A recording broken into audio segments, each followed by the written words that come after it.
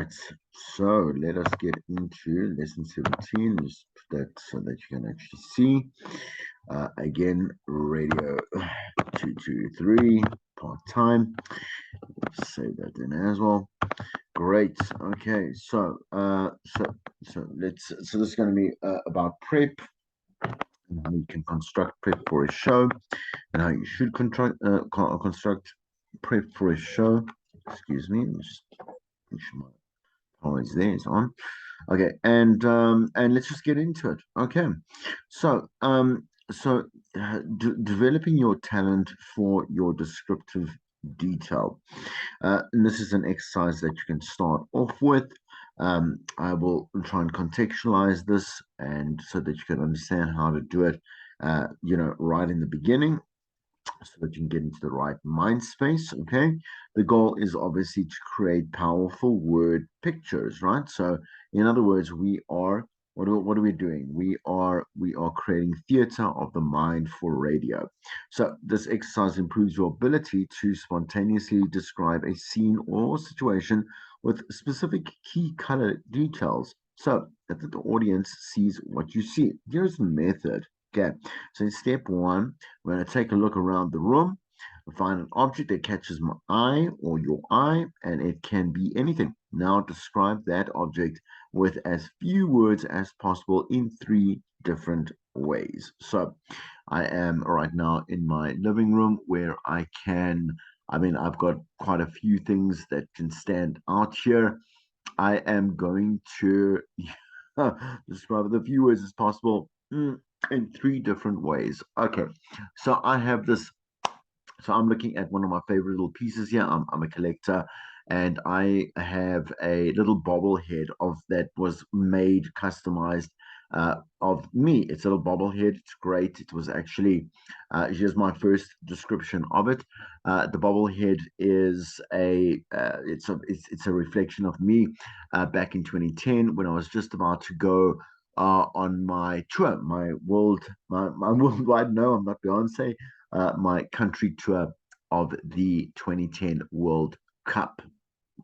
Done. That's the first one. I am now looking at a bobblehead, one of my favorite collectible pieces. The bobblehead is customized and it's me.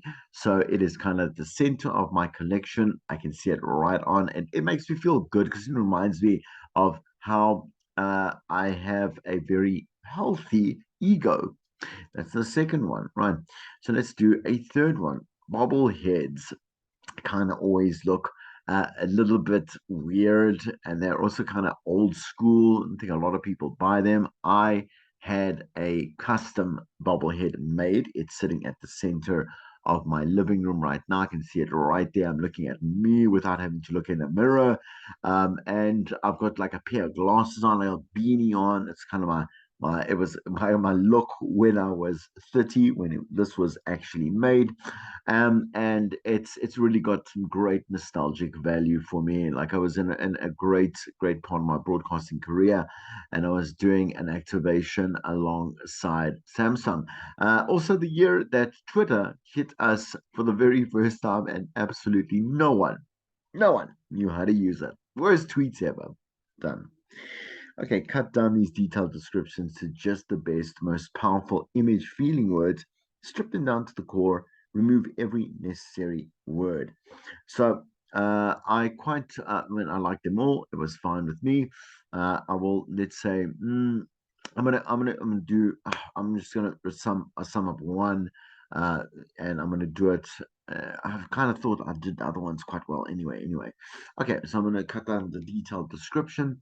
All right. So, looking around me, I stay in an apartment that is absolutely full of collectibles. One of my favorite that I'm looking at right now, it's staring me face to face, and that's quite ironic because this particular collectible is a custom-made bobblehead of myself that was done about 13 years ago, and the 20 in the during the 2010 World Cup soccer, obviously. I mean, how can we forget that?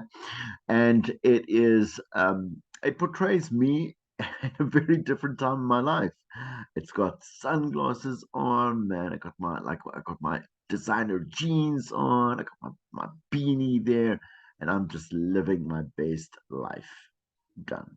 Right? Or say the pared down description. Each word used should brightly colored should used should brightly colored or color as opposed to pale, the description of, and there's a word that's missing over there. Okay, so again, that's kind of almost what I did in the second one there, but now I'm going to give it into, I'm going to do a little bit of a link, so I'm going to add it all together. I love nostalgia. Nostalgia is my thing. I'm a collector. So if you come into my apartment, you're going to see like I've an old school arcade game. It is the best, man. This is a man cave all around, like in every kind of room that I have, except the bathroom, I suppose, in the kitchen. But every other room is absolute nostalgia. So some of my like favorite moments, I've got collectibles from when I was 5 years old to these great just I'm gonna say not up upper class. That sounds very snotty, but like there's a certain line called NECA, these great NECA figures, very detailed, kind of very expensive, but I'm okay with that. And just also around not just talking about collectibles, but talking about like key moments in my life as well. I've got a lot of pictures of family, and I've got also gifts that are given that are very personal, and I love that kind of thing. That entire idea of just cherishing and treasuring like special moments in your life. We have so few of them in comparison to the rest of living, where it's a struggle, there's hard times, there's just also plain old living. And this is where I like to come home. It's my safe space, my happy space, and one I'm looking actually right now, which is making me like pure nostalgia, very nostalgic for the 2010 World Cup, where I had a bobblehead figure made of myself. Very egotistical, love myself, hashtag love oneself.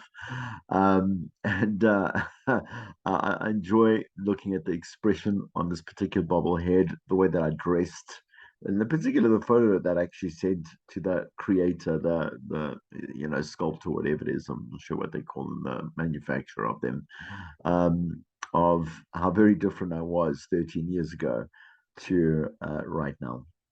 Right, so that's a nice. It's a very rich link. It's a very rich description. I use a lot of what is around me, and that's really how you can start really explaining those links in nice, rich detail. Moving to prep. So when we do a show, why is prep crucial? A general would never go into battle again, right, without some kind of like plan.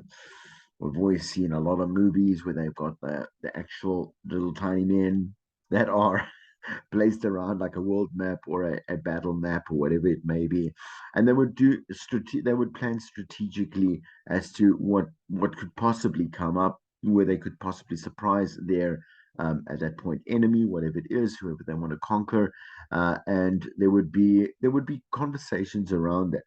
It is a great kind of metaphor for how you approach your radio show, because you have to prep. Doesn't matter what type of show you're doing, whether it's a generic music show where you're just coming in for generic admin links, where you can possibly and should be cross promoting shows. You should be promoting the website, your social media handles, what's happening on there, playing some clips from some great reels that were, very popular, well received by the audience, some funny moments from, again, just some listeners that we banked, that were complimenting our product.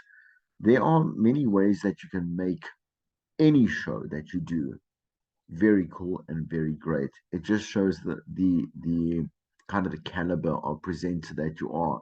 If you look at a show and let's say it is a nighttime, an overnight, I'm saying like an overnight show, and you think, oh, like like like what type of presenter can I be? You shouldn't be a presenter at all, because if you're going to start to classify yourself against like where you are on the schedule and which station you are, then you have absolutely no passion and you're absolutely shallow. And so you won't last long. One, if you are in there already, and two, no one will really care about what it is that you do, because you don't really care at the end of the day. Humor. So we have different aspects of what it is that we want to include into our prep. Never be one dimensional. So, in other words, use yes your natural skills, for example, like humor, um, funny moments, be witty or sharp or dry or whatever it is that you feel is natural, a very natural, and it's kind of a God-given talent to you. You cannot force being funny if you're not funny, but you absolutely have a sense of humor. Do you understand? If it is one of your strong suits, do use it, because you won't be able to help yourself but to use it, because authentic nature and authentic presence and authentic character is what we obviously celebrate on radio. You can do show prep that improves your ability to be funny on air. You can learn to become a better storyteller, because humor is only one of the many ways that we can attract attention. Can you find your definition of your understanding of humor? And that's a moment that I want you to take right now and reflect and see what it is that people find funny, enjoyable, in the sense that it makes them giggle, makes them smile, makes them laugh till they actually can't breathe anymore, which is what a lot of us stand-up comedians do. For me, well, my favorite ones, right? Like Chris Rock, um, where I literally thought I was going to suffocate to death when I went to go watch him live. And I mean, like just on the fact that I thought my life was coming to an end. Ooh, I see, I'm even laughing now. That cack on there, right? Just because of how great he was for me, right? And his sense of humor. Roles of your prep. Well, there's so many. We're going to go through a couple, obviously, as we go through the lessons. Show prep can be found in various shapes and various forms, right? The way that you obviously put together a show, there isn't an exact template, but you need to have construction, like construct. At the end of the day, it's got to be there's got to be enough information that is not just copied and pasted and plucked there and whatever it is, and you just randomly. Also, please do not script your links. That's a horrible thing to do. But rather obviously build like a thought process, so that you and your listener can enjoy and go through the moment together, right? So go with the moment, right? Is something that, yes, prep is going to definitely help with, but if you want to build a magic moment, you got to be present and you got to know your stuff inside out, and you got to be paying attention to what has happened. Always ask why. Avoid like slot filling. So why is it that you are doing something at all? Only do something if it's purposeful and it has a place for it itself within your own prep and your own show. Always have a specific reason for why you want a guest. They have to be topical. They have to be a point of conversation. They got to be like scandalous for at that very point, not 10 years ago, unless you can timestamp them and retimestamp in a way that is going to help you with the conversation that bounces off that. Make sure that you know why the guest is special, what purpose they'll fulfill. Don't promise them a whole hour, please. On my word, no one cares for something that is like in the radio industry, and listen to the radio platform. Like have a a mass majority of passive listeners that get very, very, very irritated very, very quickly, very tired very quickly, and very bored very quickly as well.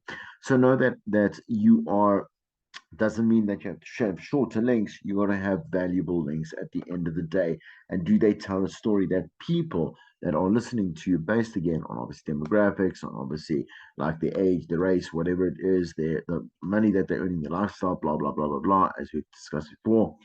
It's important to those people, right? Like a warning to managers. Managers feel comfortable seeing people working. So the only hard rule for powerful radio is be prepared and on time for your show. And that's true, really. like, and then obviously execute, deliver, like perform. What listeners respond to is the finished product, right? A product is what comes out of the speakers, actually the speaker, right? The presenter on radio. Our preparation is real, but often invisible because everything has to sound as if it is a by the way, I want to see what you have to say. This really shocked me in so many ways. In fact, probably the longest period of time that I can cross reference to any other shocking moment in my life. Do you understand? Like talk naturally, and bring up things naturally. Not for the topic of the day. No, that's both death becomes her or him, right? Be prepared. Carry a recording device, your phone, which you attach to like it was like a permanent panty. Um, is what you have all the time. It's got a camera, it's got access to social media, it's got a microphone, it's of high quality. Like you'd have no excuse to have a certain type of equipment or whatever it is, so that you could have, let's say, ascertained content or whatever it is, right? Okay, great ideas come up in the shower, the car, when you wake up, when you are going to bed, everywhere you want to look. If you want to do it, there are ideas, right? So be very perceptive of the world around you and aware of what's happening. Make friends outside of the business, please. Like you can't keep you don't start forming a show between you and the people around you. Not because you think you're a celebrity or whatever it is. The more detached you become from talking to people in everyday life and like attending events and let's say whatever it is like on social media, it doesn't really matter. Like you're going to become more detached, your show and your content will become more irrelevant day by day until you become completely like invisible and again irrelevant is the worst thing that can happen to a presenter, right? So know your target, obviously know who you're talking about, and then talk to them, not at them.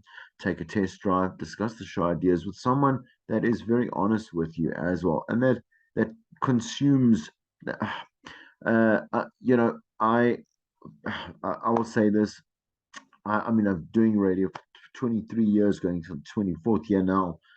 And the thing is that I do not, so the closest people are not exactly always the people that you would go and, let's say, discuss show ideas with, right?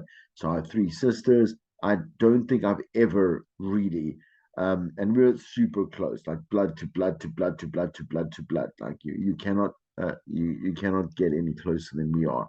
But I don't want to talk about my show ideas with them just because the thing is that they are so far detached from the medium itself, right? Okay, that discussing the show ideas becomes something that becomes quite useless at the end of the day, right? Um, just hold on a second. Okay, so make sure that. Ooh, yes, yes. Okay, yeah, but the thing is that here's an alternative way of doing it. If I want to talk about something, let me I speak to my sisters a lot, enough, right? Okay, uh, to a healthy amount of time, and I can see, while we're talking quite naturally, what key points or what key discussions or again, kind of like thought provoking quote like statements or moments or whatever it is pop up and I can be like, oh, okay, that seems this has some merit. Let's go for this, right? And then that is a great way to obviously again kind of test drive and see like where there is rich conversation. People have different, not only different opinions, but they'll have a lot to add, something new and fresh. And again, like just adding layers. When people are saying the same things, blah blah blah blah, well, yes, yes, yes, yes, we know, it's the same thing. Then this is not a conversation or a piece of content that you need to go on air with. You'd have to develop it a little bit more or completely can it. Okay. Do not do so do no do your show. Okay. Do not do your show before the show. Don't rehearse it, please. That's yeah. So if you want to kind of loosen your tongue, definitely, or there are voice exercises, definitely, obviously, um, get your throat warmed up and like drink a cup of tea with a little bit of honey. Always really good. You can even add a shot of like whiskey is really good if you're having a little bit of a cold and stuff. It won't. You're not going to get drunk on it, but if it's that's the idea. Do not obviously go to work drunk. But it will absolutely clear like your airwaves and obviously your throat. Definitely soothe it, but definitely you have to open your mouth for long enough before you go on air. Like right now, I'm talking and the words are just flowing because I've done obviously your previous lessons, but also like at gym, I have apps that I use. And I've become accustomed to them quite lately, right? To make sure that when I do talk, it's not like kind of like I just got out of bed. I still need to kind of warm up and whatever it may be, right? Get my mind started or my brain started, right? Pre-produce, so very cool to do this. Sound bites on your show, any interviews that you might have that do not have to be done live. Do you understand? Because you are at particular places at particular moments, and so you don't always have to arrange. Oh, can you please talk to me at like 8:15 on a Tuesday night or whatever it is? No, like if you have the moment, and this can also be used as added value content that we can post on the website or in your socials, whatever it is, not necessarily aimed as a podcast, but um, you can do the full, for example, interview as a podcast and then take portions of that to put on air. Okay. Double check, please. Like the thing is it relevant? Does it matter? Do you care? Do your listeners care?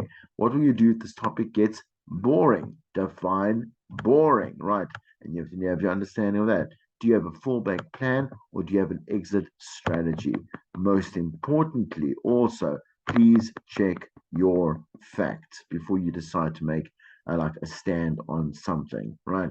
So if you have found a topic that would work for someone else, please go and give it to them. If it doesn't work for your show because of the time of the show, the audience for your show, etc., go and provide the information or the talk topic to someone else. All right.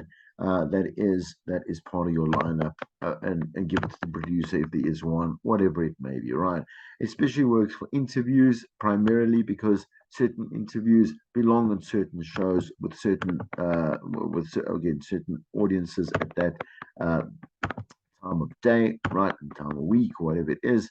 And so you want to do that. An experiment. Break the rules, please. When you are comfortable enough, confident enough, and capable enough, you want to be able to just push a boundary on how much you do know and how well you can do it. Okay.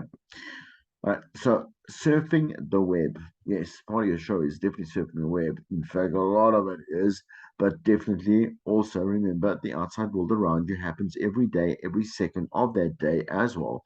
So you want to be able to have a good wealth of knowledge, sure, from the internet, but remember fake news, opinion, all that type of stuff, and also the way that you decide to orchestrate an alternative method or alternative motive to your method is also what factors into what you find and decide to choose, which can be completely biased and very also like it's not like very far from factual. So please go look at Google Trends, Google Insights. With Twitter, you can go to Twitter Trends, trendsmap.com, Yahoo Local News, a little bit old school there, but there are just so many places that you can go look for news or source of information, right? The tale of a total show prep, right? However, you research your content, it's important to put it into prep time. In other words, you got to now like take what is important, right, and take what is going to support your movement. Like I say, something's got to grow. You got to take the listener from one point to another, obviously for an end result or end game. So what you want to, let's say, ask them, what you want to use as a call out, what you want, obviously, the conversation with them to have, or whatever it may be. Like you got to take these different aspects of the content that you have found and then construct them in a very logical, pragmatic manner that will make sense to the listener as they do listen. The choice of the topic, as I said, right, is dependent on who it is that you are speaking to, why you're telling them this at all, and again, why they might find it completely relevant or immediately relatable, right? Dig deep for talk topics or engaging questions. So once again, that's the whole test, that litmus test of, like, let me try and test that ultimate caller. Let me see whether or not I get three different rich, expected responses, and to see where the conversation can flow nicely. You got it. Then you're sitting on the right track with an idea or content piece that you're going with. So Andy Biobin, right? Or Bobine, right? There's many different ways that seems very Nordic, right? Can be said, or Jeremy Miller's prep methodologies on that note as well. When you find a name like that, go YouTube it, please, to go and see how it's pronounced. Don't Google it, YouTube it, so that you can get that correct on air. All right, because someone else will know who this person is, and they will know how to pronounce that. It might be their own surname, and be like, they will send you a message saying, like, don't you even know how to talk? So, yeah, show prep is usually a team effort and not a task assigned to just one person. That is, if you are part of a team. If you are your own team, everything needs to go according to you. Review, please, at the end of when you do the show, when you've done the prep, you do the show. After you've done the show, you need to listen back to the parts that are key elements, right? And key elements are not only the content heavy things, like, exactly if you struggled with, let's say, doing an on-air promotion, or let's say you did a live read, or let's say you did teasers that weren't really, really great. Like, go and, let's say, go self-analyze, because your boss is not supposed to do that for you every single day, every single show. Like, they're going to come to you with snoop sessions maybe once a week, once a month. It doesn't really matter, but you gotta have a good understanding. You can't just go blindly and then go back home and then watch. I don't know. Like, I don't know what people watch these days. I just watch reality TV, right? Okay. The producer updates the team on new material that has arrived. So that's obviously in terms of, like, if you do have a producer for a breakfast, this would happen every single day, because again, we've discussed this before with the way that things will change. You'll prep, obviously, after the show is done, you'll prep for the next day. I'm saying together as a team. And then the thing is that the producer will go once again in the morning, see what's happened in the past 24 hours, and then update and replace certain things that are relevant, because it's been a day since you last spoke, I'm saying, and decided on certain content, right? Again, also following that up with the right people to, let's say, chat or interview, whatever it may be, and so on and so forth, right? Sources, please. Okay. So some teams hire writers who generate exclusive material for their shows. That is just pure laziness from my side. You can go and, let's say, buy services. You can pay for services that will send you prep, and they'll send you like a lot of stuff, and you can absolutely do no work to increase your own ability and ownership and mastery of your own craft. Topics. Okay, like, so for example, this applies for newsrooms in community stations predominantly, right? Which, there it is an acceptable thing, right? Okay. All right. Topics, decide a list of topics that are priority for the day, right? So some might be stuff they want to bank because they don't have a timestamp on it. Some anecdotes, that type of stuff. Some stuff that is seasonal, etc., right? In production, please, where you're going to pre-record material, when you're going to do little sound effects, or there's music that's going to obviously add to the atmosphere, feature intros, all that type of stuff has to be done like well in advance beforehand, so that you're not rushing, like, while the show is going, your producer or whoever is doing the sound engineering aspect of it, like I say, the sound production of it is rushing, while you got, let's say, that particular feature or link, whatever, coming up in 10 minutes time. They're still busy editing and finalizing or bouncing, whatever it may be, right? And again, schedule, put it on the prep, man. At 7:12, like, you're doing this. At 7:18, you're doing this, and then go and again work according to your clock rules, right? Let's say go to the archives. So essentially, part of the show prep is maintenance of complete and accurate files. So include, please, the file of a previous daily program schedules, copies of scripts and program ideas, background material by subject, and audio files. So again, for me here, this is more about, this is more important for me in two aspects. If you want to, let's say, bank the stuff that you've done, because you could use certain aspects of them to, let's say, do long running content or stuff that we might follow up in a month, in 3 months, or whatever it is, then this is obviously good. But this is more also about stuff that you come across great content, but you can't put everything on one day. So you will bank those ideas and you'll do them in a very a disciplined, and like I say, so you'll put folders up, you'll definitely name the folders correctly, you'll date them if you really want. Then you will obviously put them in genres or topics, like umbrella topics or whatever it may be. Or you will say there's audio files and you'll name the files correctly so that you don't have to waste time in the future. Okay. So it is great to have 10 fabulous ideas for a show. You might only need the four again.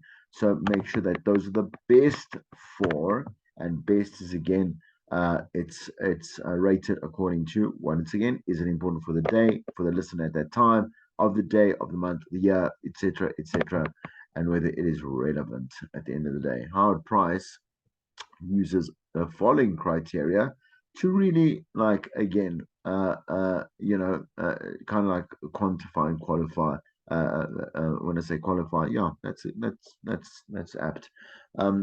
Your decision for content that you put out on air. Okay, so what's in it for me, the listener, every day? Like, ask questions. Like, that's what I'm saying to you. Ask questions around you, right, to find and see, like, whether or not this is going to work for topics that we're going to cover. Have the vision and vigilance, right? In other words, like the motivation to spot trends, take the risks, exploit opportunities. Will people expect us to cover this? So the thing is, again, like, something's happening in the world around us.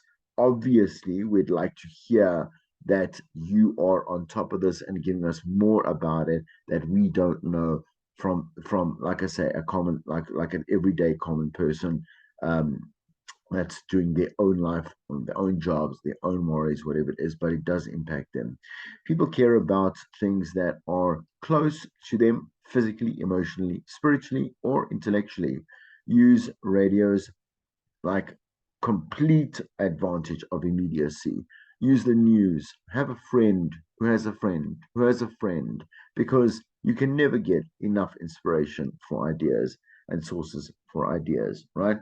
Get a life, which means don't stay at home the whole time, do nothing, or see the same people like week after week, day after day, think the same things day after day, moment after moment, minute after minute.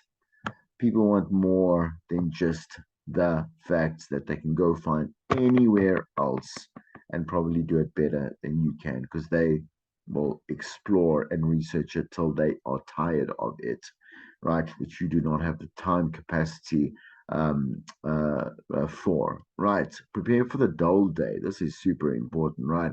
So there are going to be many, many, many days throughout your career, and weeks even sometimes, where there is slow content, generation, uh, slow content. I want to say generation. That doesn't sound right at all. But anyway, like, it's a slow content day, right? Okay. Um, you need to, once again, you have to go back to, obviously, the database that I explained to you, right? Once again, you need to obviously refresh, because you spoke about burnout, man. Just like, lift yourself up, speak to people around you. You never know what stories you can use as inspiration to say, like this. I mean, I'm so glad I had a chat with my, like, aunt. I haven't spoken to her for like 2 months now, but I spoke to her over the weekend, and it was so awesome because right, big ears and big eyes. So again, sometimes you may overhear usable material and bring an idea to work. So brainstorm the sessions with other people that are willing to help you, right? Because they're good people and they're good professionals.